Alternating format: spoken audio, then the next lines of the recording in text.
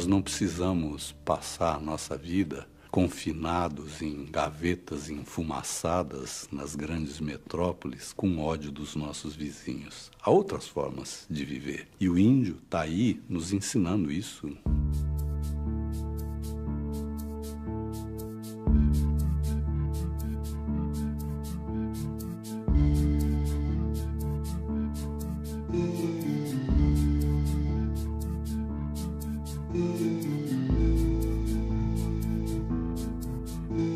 A visão que eu tenho do índio é que ele tem uma diferença ética e estética em relação à nossa cultura que é bastante radical. Você não pode falar em superioridade. Superioridade é uma palavra difícil, mas eu acho que há muito mais integridade nessa relação do índio com a vida. Então, do ponto de vista da beleza, do ponto de vista ético, um índio, desde que nasce, ele aprende a se relacionar com tudo de formas bonitas. Tudo tem rituais, tudo tem formas de manifestação que são muito interessantes. Quer dizer, o índio festeja o plantio, o índio festeja a colheita, festeja o nascimento e não festeja, mas ele cultua a morte, cada uma das coisas que acontecem. As festas dos índios são sempre muito bonitas. E isso envolve, inclusive, uma estética pessoal, corporal. O índio se enfeita muito. O índio canta muito, o índio dança muito, o índio brinca muito, o índio ri muito. A nossa cultura tem uma enorme dificuldade nesse relacionamento, por isso, porque parece que a coisa do índio não é sério nesse sentido que a nossa cultura dá a seriedade, né? A nossa cultura começa a descobrir a possibilidade de trabalhar pouco. O Domênico De Masi está fazendo o maior sucesso aí falando na possibilidade do ócio. O índio já conhece isso há muito tempo. O índio trabalha o estritamente necessário para sobreviver, para ele existir. Ele não produz excedentes enquanto ele está lá na força da sua cultura. Ele não está preocupado em produzir muito para vender muito, para ter muito dinheiro, para acumular riquezas. Não, ele está acostumado a fazer o que ele precisa para viver. Então isso determina uma ética e uma estética bastante diferente. E eu acho que essa estética do índio é primorosa. Você vê a pintura corporal do índio é de uma riqueza extraordinária. Você vê as pinturas que ele faz em geral no seu artesanato, para chamar assim, os desenhos geométricos da cultura indígena. A Berta Ribeiro, alguns anos antes de morrer, tinha começado uma pesquisa. Ela queria saber se havia alguma relação entre essa geometria da arte indígena com os desenhos gregos, por exemplo, a tal semelhança, né? Pode até não ter relação, mas pode ser alguma coisa, digamos, junguiana, assim, de arquétipos, né? Desse substrato coletivo aí, mas essa beleza está lá.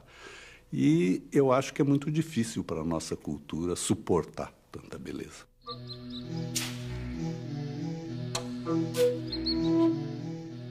A nossa cultura é uma cultura que foi nos levando a um empobrecimento progressivo nessa ânsia de acumular riqueza e fazer coisas que sejam permanentes e fazer coisas que assegurem, entre aspas, porque não asseguram nada, um futuro, e é uma tentativa de vencer a morte, eu acho, quer dizer, de se perenizar. E o índio não tem essa preocupação. Eu acho que a tecnologia do índio é muito adequada ao seu modo de vida. Por exemplo, não se presta muita atenção no fato de que os índios não produzem grandes aglomerados humanos, não produzem grandes cidades, grandes aldeias. Ao contrário, quando uma aldeia chega a 300, 400 pessoas, a regra, em geral, é que ela se divida. Vai uma parte para um lado, outra parte para o outro, para não sobrecarregar o ambiente que a circunda, para não começar a produzir necessidades que vão mudar a vida para poder continuar vivendo daquela forma que ele escolheu e que é uma forma muito, muito adequada e muito alegre também. Uma vez no Xingu, na aldeia Uaurá, quando fazia uns 15 dias que eu estava lá, eu fui caminhando à tarde para uma nascente que ficava a 1 quilômetro da aldeia. Fui tomar banho e pensando nisso, eu digo, puxa vida, como a minha vida se simplificou nesses 15 dias que eu estou aqui. Eu não estou preocupado com banco, com pagar aluguel, tudo fica muito simples, muito direto aqui. E nesse momento eu cruzei com um índio que vinha nu do banho, com o corpo todo molhado e sem nada nas mãos. Então, quando eu bati o olho naquele índio, eu comecei a me olhar de baixo para cima, assim. Então, eu estava de chinelo, bermuda, cueca, camiseta, boné, óculos, uma toalha no ombro, uma sacola de roupa para lavar com sabonete, com escova, tinha uma necessaire onde tinha escova de dente, pasta de dente, sabonete, shampoo, Novalgina, filtro e tal. E começou a me dar até uma vergonha de, oh meu Deus, eu estou pensando aqui que a minha vida é muito simples e de repente eu levo um choque como esse, né?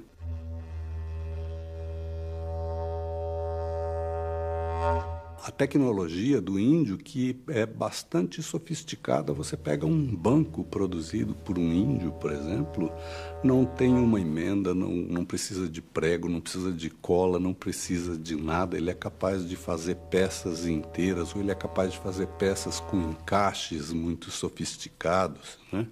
Agora, acho que o índio vive um drama, que é o encontro com a nossa tecnologia.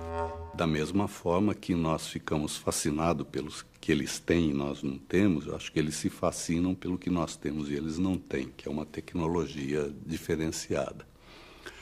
Só que para ter essa tecnologia, cada coisa dessa nossa tecnologia que entra na vida do índio muda a vida dele.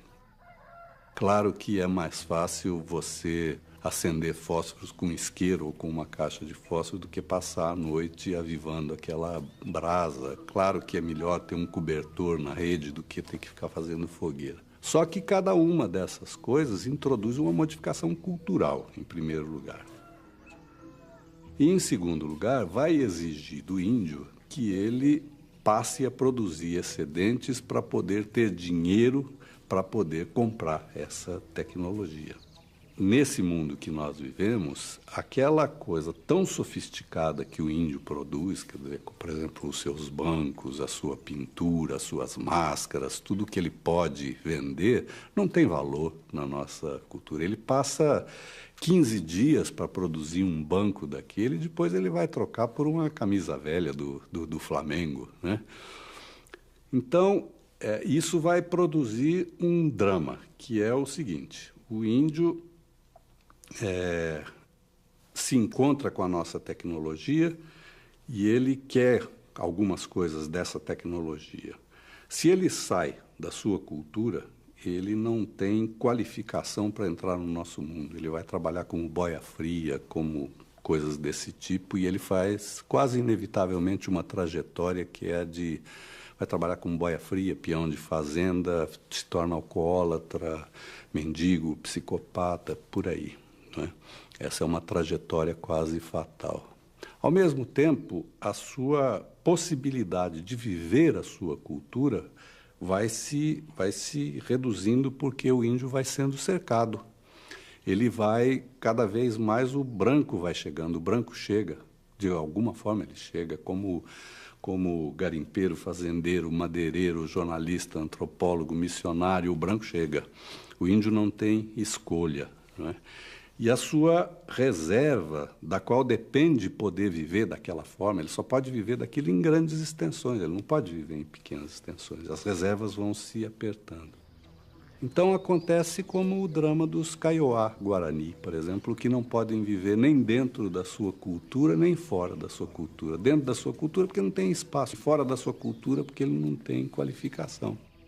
Então muitos se matam. Um dos que se mataram era um jovem de 16, 17 anos que tinha acabado de se casar, se enforcou numa árvore e deixou escrito no chão, na areia: eu não tenho lugar.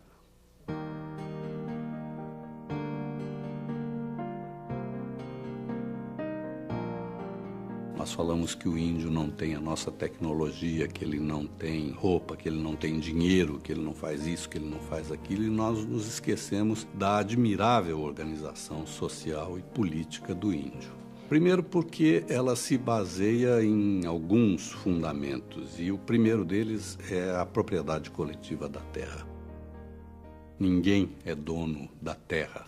Cada um tem a sua roça, cada um tem a sua casa, mas ninguém é dono da terra. A terra é um bem comum daquela gente, daquela aldeia.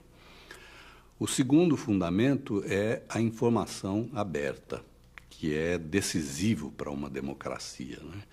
Quer dizer, num grupo indígena, o que um sabe, todos podem saber. Ninguém se apropria da informação para transformá-la em poder político ou econômico, para dominar outras pessoas, para ganhar dinheiro, para qualquer coisa que seja assim. E o terceiro, que é fundamental, é a não delegação de poder. Índio não delega poder a ninguém. Quer dizer, nós costumamos dizer que quem tem chefe é índio, é o contrário. Índio tem chefe num sentido simbólico. O chefe é o representante da tradição, da experiência, da cultura daquele povo, é o grande mediador, tem que ser o que fala melhor. Mas ele não dá ordens a ninguém. O índio ia achar muito engraçado se outro índio desse uma ordem para ele. A tal ponto que muito frequente você vê os índios se reunindo, 3, 4 índios, e todos falam ao mesmo tempo. Porque ninguém pode mandar o outro calar a boca, deixa eu falar primeiro. Todos falam ao mesmo tempo e se entendem perfeitamente. Então, se não há delegação de poder, é impossível você ter repressão organizada. E se não há repressão organizada, você não pode ter a dominação de um indivíduo ou de um grupo por outro indivíduo ou por outro grupo. Então, o índio tem este luxo, que é nascer e passar a vida inteira sem nunca receber uma ordem de ninguém. Nós não conseguimos nem sequer imaginar o que isso seja, né? Quanto mais vivenciar uma coisa dessas. O outro luxo é que um índio, na força da sua cultura, ele se basta a si mesmo, ele é autossuficiente, ele sabe fazer tudo o que ele vai precisar ao longo de sua vida. Sabe fazer a sua casa, sabe fazer a sua roça, plantar e colher, sabe fazer os seus instrumentos de trabalho, seu arco, sua flecha, sua canoa, sabe fazer esteira, sabe fazer rede e sabe identificar as espécies do seu ambiente que servem como alimento ou como medicamento. Ele não depende de ninguém para nada. Então, essa possibilidade de não depender de ninguém para nada ao longo de uma vida e de nunca receber ordens de ninguém é inimaginável na nossa cultura. Mas, ao mesmo tempo, eu creio que é para onde apontam as grandes utopias humanas. Quer dizer, que é para esta autonomia, para esta autossuficiência e para essa coisa que o Classe chama de democracia do consenso. Nós vivemos ainda nos arrastando para ver se nós conseguimos implantar a democracia da maioria. O índio vive a democracia do consenso. A sua liberdade, ela só tem um limite, que é a liberdade do outro. Ali ele vai ter que encontrar uma forma de acomodação para essa liberdade, mas ele não tem um limite impositivo que venha de fora. Isso é uma coisa admirável. Para o índio não existe muita diferença entre a realidade acordada e a realidade do sonho. O sonho é uma extensão da realidade. Ele vai dar consequência àquilo que ele sonhar.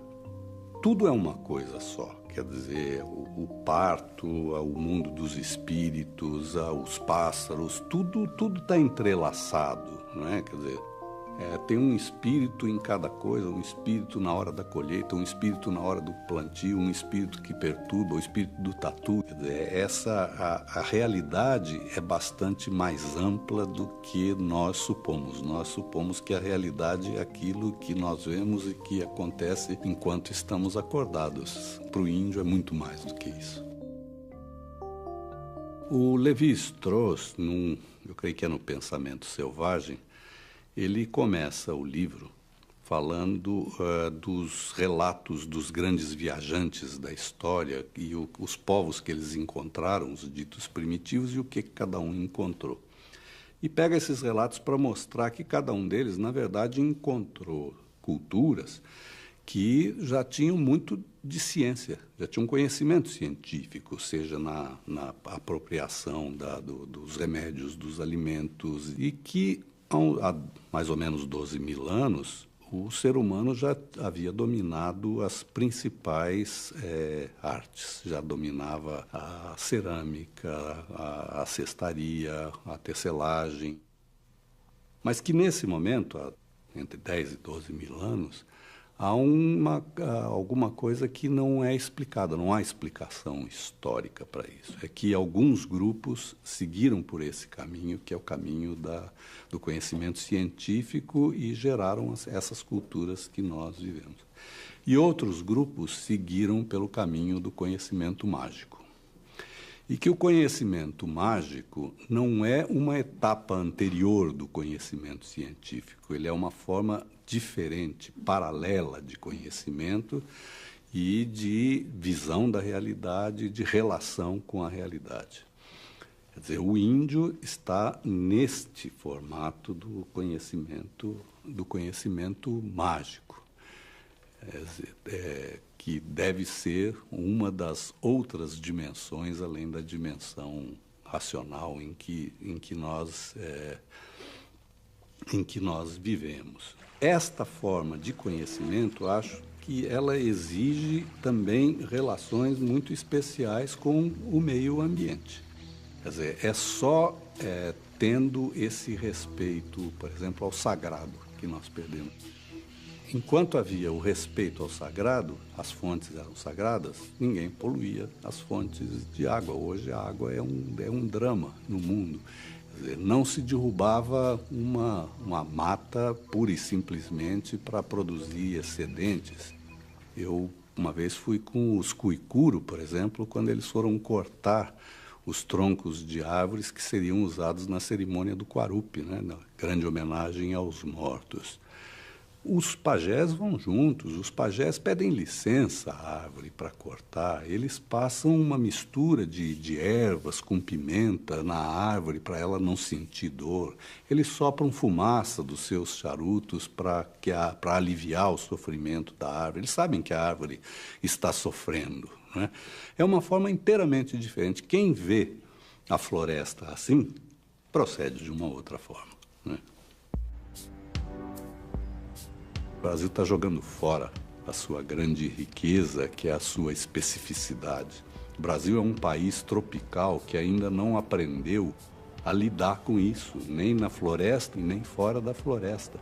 Nós temos ainda que criar essa civilização tropical, né, que, na verdade, vai ser a grande possibilidade nossa no futuro, a civilização da biomassa e a civilização adaptada a cada um dos lugares. Nós temos culturas muito diferentes no Nordeste, no Sul, no Centro-Oeste, na Amazônia. Essa é a nossa grande riqueza. Nós ainda temos, apesar de tudo, nós ainda temos mais de 100 línguas indígenas. Essa diversidade cultural, essa é a nossa grande riqueza e ela está sendo implacavelmente destruída.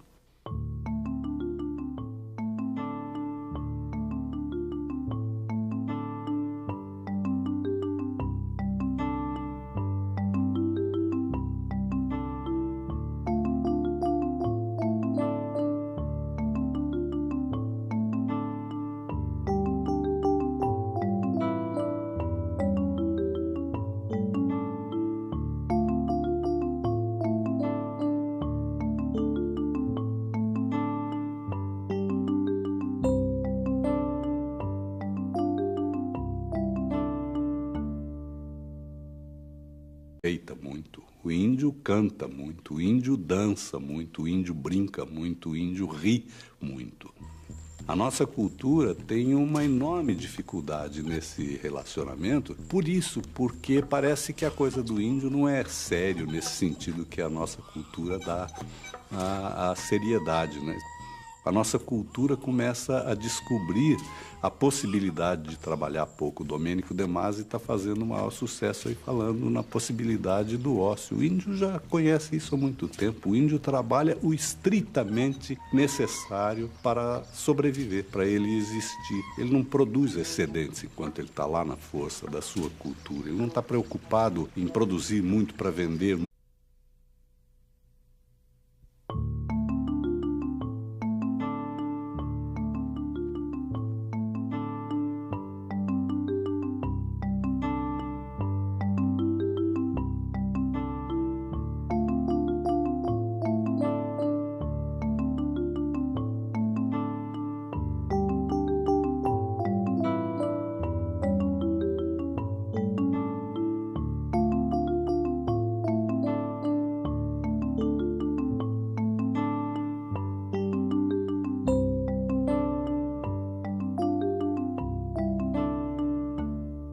Nós não precisamos passar a nossa vida confinados em ganhar muito para ter muito dinheiro, para acumular riquezas. Não, ele está acostumado a fazer o que ele precisa para viver. Então isso determina uma ética e uma estética bastante diferente. E eu acho que essa estética do índio é primorosa. Você vê a pintura corporal do índio é de uma riqueza extraordinária. Você vê as pinturas que ele faz em geral no seu artesanato, para chamar assim, os desenhos geométricos da cultura indígena. A Berta Ribeiro, alguns anos antes de morrer, tinha começado uma pesquisa. Ela queria saber se havia alguma relação entre vetas enfumaçadas nas grandes metrópoles com o ódio dos nossos vizinhos. Há outras formas de viver. E o índio está aí nos ensinando isso.